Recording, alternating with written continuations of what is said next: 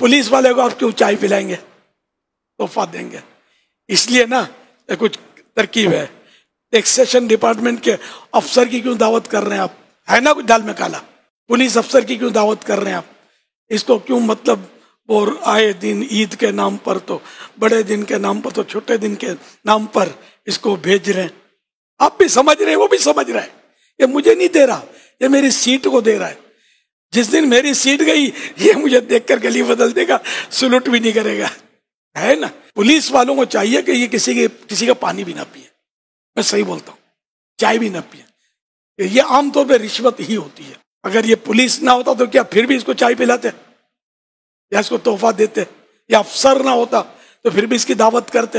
ये अफसरों की दावतें हो रही होती है, मौज लगी होती है, वजीरों की दावतें लगी होती है। जब से एमएनए बना, एमपीए बना, दावतों से फुर्सत ही नहीं है। बड़ी मकबूलियत हो गई है। नहीं, क्या मकबूलियत हो गई है, जिल्लत मुकद्दर हो गई है। ये दावतें जो दे रहे हैं ना, तुमसे अपने उल्टे सीधे काम निकलवाने के लिए ये तरकीबें कर रहे हैं। कोई तुम्हारा मुखलिस नहीं है। अगर आजमाना है, सीट छोड़ो, फिर देखो कौन दावत देता है। अल्लाह करे दिल में उतर जाए मेरी बात। हजरत उमर बिन अब्दुल अजीज रज़ी अल्लाह अन्हु कहीं तशरीफ ले गए थे। कुछ लड़के जो थे वो तबाक, सेबों का तबाक, एप्पल की ट्रे वगैरह लेके खड़े हुए थे।